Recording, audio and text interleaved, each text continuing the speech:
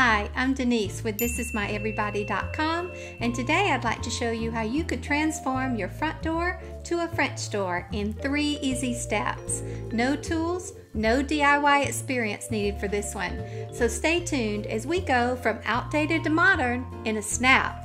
Ready to go?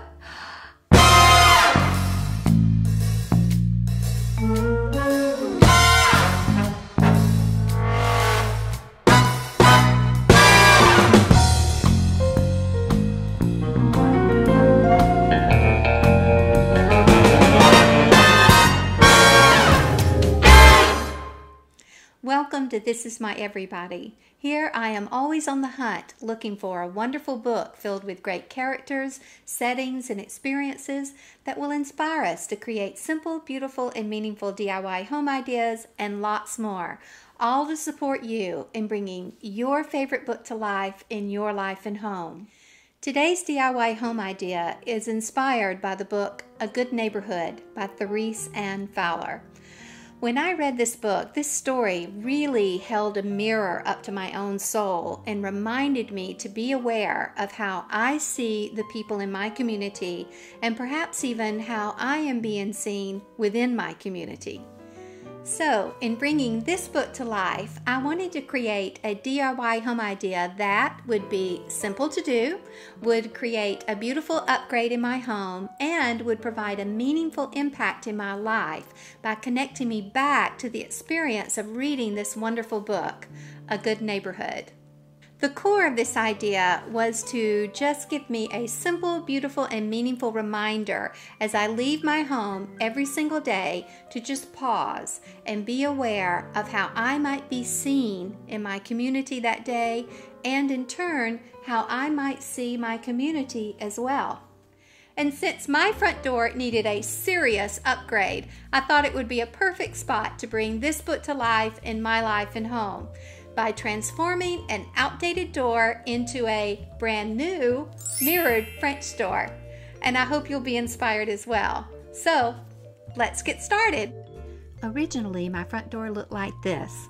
As you can see, the design probably dates back to the 1970s when this angled 3-window design was all the rage. What did I want this home idea to do? I wanted to upgrade the design of my door to a much more modern look. I wanted to bring more light and feeling of space into the entryway, and I wanted to add more privacy between the inside and the outside. Now, what did I not want this home idea to do? I did not want to change the exterior design of my door, so I could stay in compliance with my community's design guidelines for all exterior doors.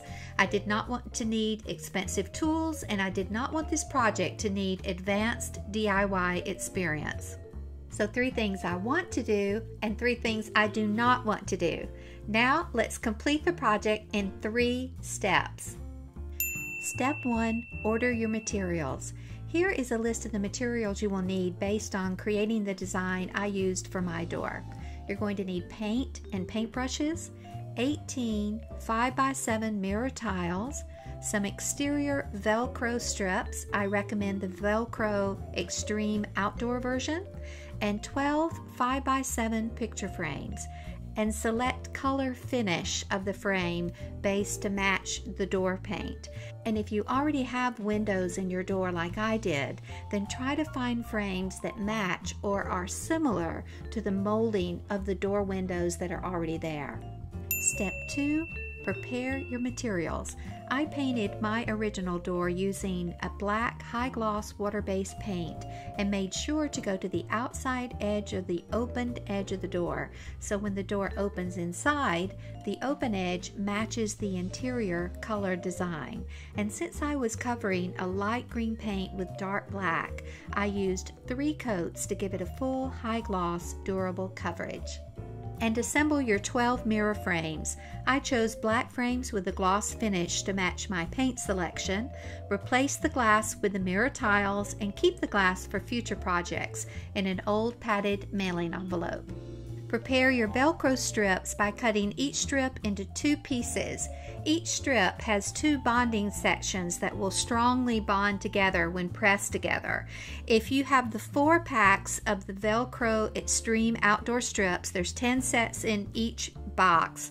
I'll put the link below. This will give you 80 sets of matching bonding sections since we've cut them in two, and you're going to need 72 sections for this project. Now imagine this piece of white paper is the back of your frame, since all of my frames are already on the door, with the top, right, bottom, and left side of the back of the frame. You're going to use one of the bond sections and remove the plastic protector and apply it on the back of each frame on the top side only. This is going to give you more flexibility in adjusting the overall frame placement on the door. And then, without removing the plastic protector on the matching bond section, we're going to connect the two pieces together. And do this for each one of the 12 frames. Step 3, install your materials. Measure the distance between each existing window on your door. That is going to be the distance you want between each of your frames. Mine was approximately 1.5 inches. Then measure down from each window that same distance and mark the next row's frame placement. Now it's time to place your frames on the door. We're going to remove the top edge Velcro plastic protector and get ready to press the frame to the door to adhere. You want to make sure that you're lining up the top of the frame nice and even with the mark that you just made a few moments ago. And then press the frame and press firmly to adhere to the door. And then we're going to repeat with the other two frames in that same row. Then continue measuring down, marking, and applying the remaining frames. You want to make sure that you're aware of leveling the top and side edges with each frame placement so your rows remain evenly distanced from each other. Once all the frames are in place, check for any final adjustments, and then we're going to start to remove one frame at a time from the door to add the remaining Velcro sections on the back of each frame. Keep in mind that as you remove that frame off the door, 1/2 of the top side Velcro section remains on the door and one is on the frame. This is what's going to serve as your guide for how to place the frame back in place on the door. Then we're going to start adding the remaining 3 Velcro sections to the right, bottom, and left-hand side of the back of the frame. Once those are in place, we're going to add in the bonding section that matches those bottom 3 sections. Keep in mind the top one will still be on the door. So we add to the right, the bottom, and the left-hand side. And then we remove the plastic protectors and start to carefully adhere the frame back on the door using that top Velcro section as a guide. Make sure that you're aware of maintaining level top and side edges as you go, and then we move to the next frame and repeat through the remaining frames on the door. As a further step, I wanted to ensure complete privacy at my front door, so I opted to install mirror tiles in my existing windows as well.